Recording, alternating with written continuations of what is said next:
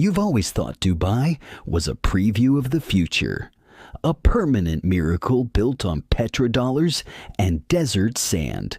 But what if I told you that the survival logic of this trillion-dollar empire of tomorrow is no different from a disposable lighter? Its fatal flaw isn't a lack of oil or a lack of water. It's that Dubai committed the most expensive mistake in financial history. It assumed that safety was free and that it was forever. In February 2026, the countdown began the moment the first cheap drone crossed the Persian Gulf night sky. Wealth is evaporating. Every second, hundreds of millions of dollars flee this desert via fiber optic cables. Banks worldwide are screaming because they've realized the astronomical figures secured against Dubai. Real estate are suddenly worth less than the sand they're built on. This isn't just a war. This is a meticulously packaged illusion of safety, suffering a compound fracture under the hammer of reality. In the official narrative, Dubai is invincible, the ultimate blueprint for globalization, a Switzerland in the desert that belongs to no political whirlpool. The authorities claim that no matter how chaotic the Middle East gets, Dubai will always be the safe haven, protected by the most advanced defense systems, escorted by the U.S. Fifth Fleet, and fueled by endless petrodollars. The public perception? If you have enough money, you can buy eternity in the desert. Here, risk is just a word found in textbooks. You can safely dump your life savings into an unbuilt luxury condo because Dubai never drops. But everyone forgot, a safe haven is only safe until the wind starts blowing. And when the storm finally hits, Dubai discovers it doesn't even have a door with a lock. Do you really think those glass towers are solid? To an insurance actuary, Dubai's prosperity is directly proportional to its fragility. Now, we're going to tear off the gold leaf and show you the filthy logic hidden in the shadow of the world's tallest building. Because Dubai's first secret is hidden in the very people who serve your coffee and drive your supercars. Dubai calls itself a country, but on a fundamental business level, it's a massive global staffing agency. 90% of the population are foreigners, from hedge fund managers in glass offices to Bengali workers sweating on construction sites. They have no citizenship, no vote, and zero sense of belonging. They have only one thing: an employment contract. What does that mean? It means Dubai's social contract is built entirely on profitability. The moment it's no longer safe, the moment insurance premiums eat the margins, that 90% won't stay to defend the city. They'll uninstall themselves like a closed program. Dubai's prosperity relies on a greedy manipulation, using cheap labor to build luxury, while giving them zero reason to stay. When the first missile hits, Dubai realizes it has no citizens. It only has users looking for a flight out.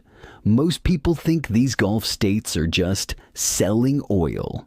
But to the financial predators, they are the blood dialysis machines for the American empire. It's called petrodollar recycling. They sell oil for dollars, then dump those dollars back into U.S. stocks, real estate, and treasuries like they're filling a hole in the sand. Dubai, Riyadh, Abu Dhabi. They aren't independent economies. They are offshore organs of the U.S. economy. The level of collusion is staggering. America provides the muscle. The Gulf provides the liquidity. It's a perfect loop of greed, but this loop has a fatal Achilles heel. It only works if the oil can get out. If the strait is blocked, the dialysis machine stops. And when that happens, it's not just Dubai's real estate that crashes. Even those tech stocks in your Robinhood account will crater as global liquidity dries up. You think war's about missiles? No. War's about a group of insurance actuaries in a London office. While the smoke is still rising, these people only need to move a finger and cancel a clause you've never heard of to suffocate this desert empire in 24 hours. The stakes are escalating. Dubai is about to find out that its proud center of the world location is actually a giant geographic prison. This is the chain reaction of collapse. When P&I insurance, protection and indemnity is pulled due to war risk, Dubai's world-class ports turn into graveyards instantly. No insurance, no shipping. No shipping, no Dubai. Here's the most absurd reality. This luxury hub, which built a ski resort in the desert, cannot produce a single grain of rice to feed itself. It is the ultimate product of globalization and its most fragile freak of nature. When the oil can't flow out and the food can't flow in, the elites in the 80-floor penthouses realize that their gold cards are worth less than a paper towel in a blackout.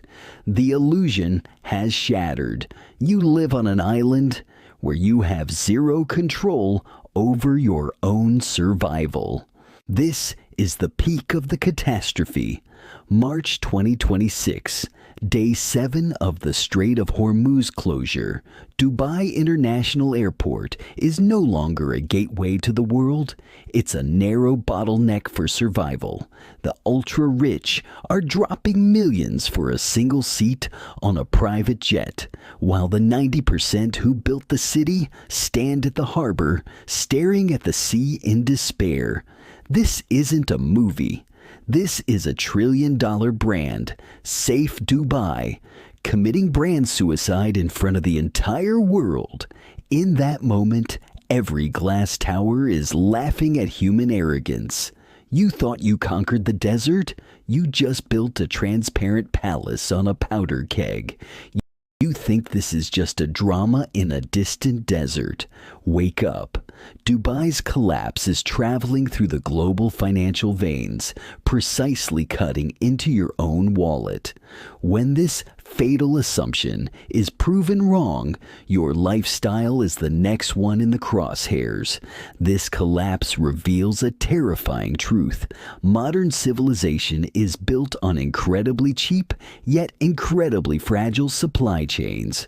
When Dubai's insurance premiums jump 100 times, every item you buy and every liter of gas you pump is paying for that war. The American empire finds itself in a death spiral, spending $4 million missiles to intercept $20,000 drones just to maintain a petrodollar system that's already cracking. This is a negative-sum game. Globalism's free security period is officially over.